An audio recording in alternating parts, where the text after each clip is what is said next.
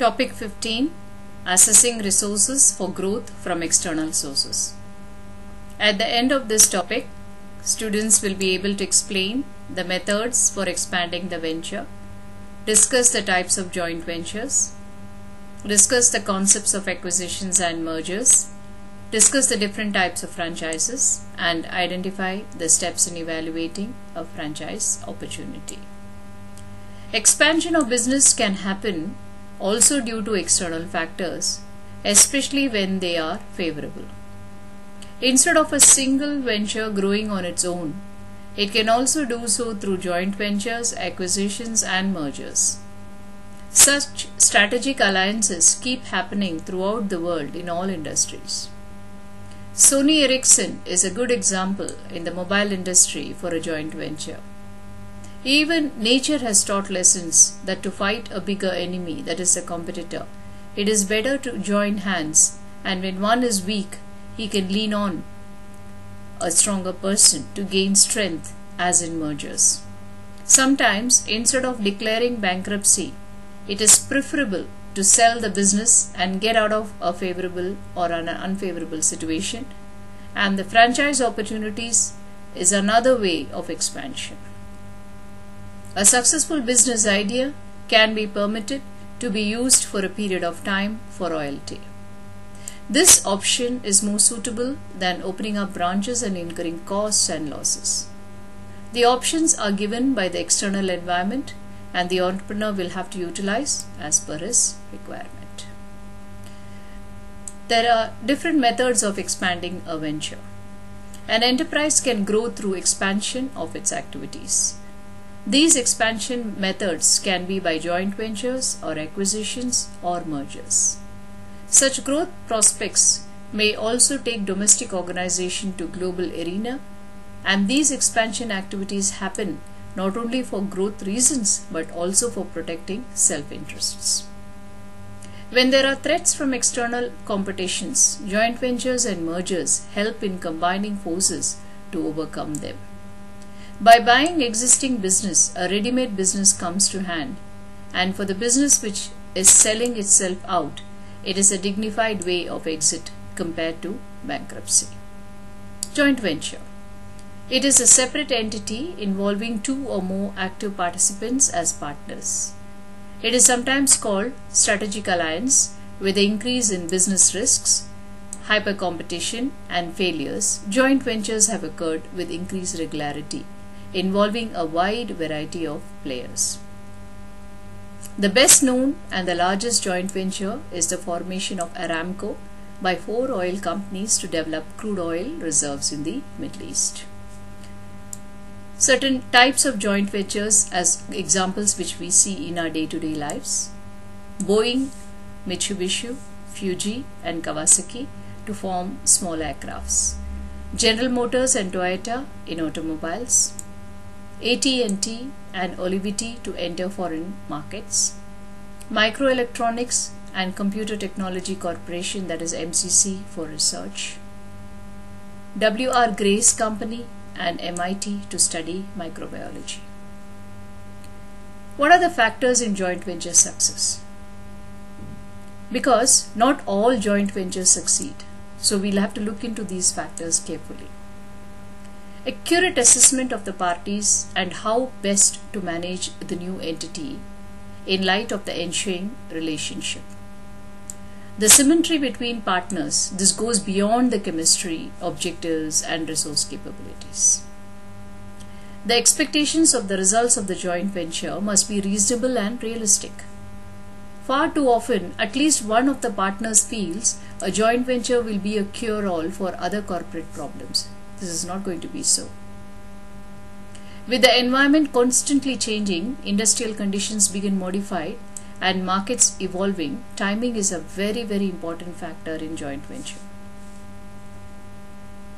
Let us look at acquisition. It is another way how an entrepreneur can expand, by acquiring an existing business. Acquisition is the purchase of a company or part of it so that the acquired company is completely absorbed and no longer exists as business entity. There are certain advantages to it. The first one is established business. Acquisition means to buy an existing business. So an acquired business has a track record and an image and just has to continue with that existing strategy.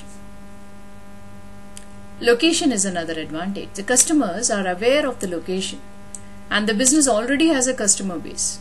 Hence, creating awareness will not be an effort and the business can continue under the new management even without making changes in the location. The third one would be the established marketing structure. An existing channel and sales structure prevails. The suppliers, the wholesalers, the retailers are all known to the old business and they will simply continue their support to the new management.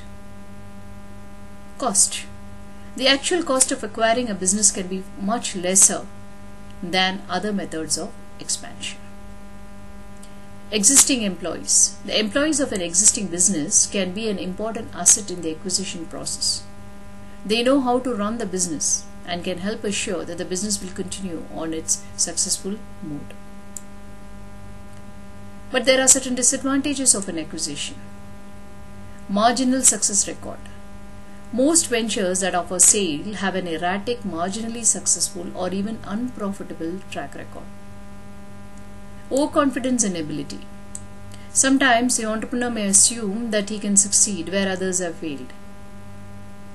Key employee loss. Often, when a business changes hands, key employees also leave. Over-evaluated. It is possible that the actual purchase price is inflated due to the established image, customer base, channel members or suppliers. So how to determine the price for an acquisition? Some of the key factors that are normally used in determining the price are the earnings, assets, owner's equity, stock value, customer base, strength of distribution network, personnel and the image. And there are three widely used valuation approaches: the asset approach, the cash flow approach and the earning approach.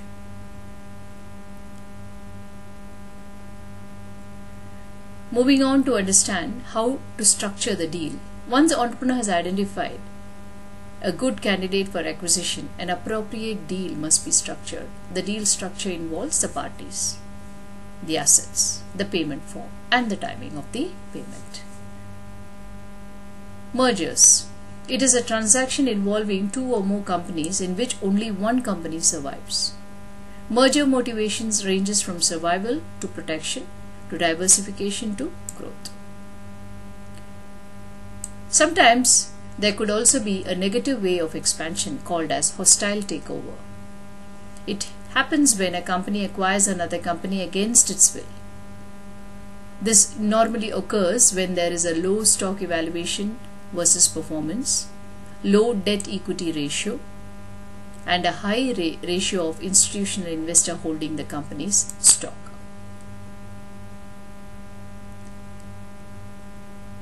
Franchising and its type. It is an arrangement whereby the manufacturer or sole distributor of a trademark product or a service gives exclusive rights of local distribution to independent retailers in return for their payment of royalties and conformance of standardized operating procedures. A franchisor is a person offering the franchise and the franchisee is the person who is obtaining the franchise. Certain very common types of franchises which we see. In the automobile industry, it is known as dealership. It is also found in the food industry by way of name, image, especially in places like or very famous outlets like Subway, KFC, McDonald's. Even in the service industry, it's very common nowadays. The personal agencies, the realtors, etc. How to evaluate franchise opportunities? For that, we'll have to look at the advantages and disadvantages of franchising. First of all, the advantages of franchising to the franchisee. It's a product or a service with established market and favorable image. It's a patent formula or design, trade names or trademarks. It's a financial management system for controlling the financial revenues and managerial advice from experts in the field. Economies of scale for advertising. It has also got head office services, and it's a proven, tested business concept. The advantages to the franchisor, it is less expansion risk and more cost advantage, but there are definitely disadvantages, that is the inability of the franchisor to provide services, advertising and location, and also when the franchisor fails or is bought out by another company. While investing in a franchise, the entrepreneur should conduct a self-evaluation to be sure that using a franchise venture is right. So the points to be analyzed is the benefits of unproven versus proven franchise, financial stability of the franchise, the potential market for the new franchise. So there are various skills needed to expand a venture through joint ventures, acquisition, mergers, and franchising. It is for the expanding venture to choose the best option available and complete the process. That will be the end of our topic 15, and we should be moving on to topic 16, going public. Thank you.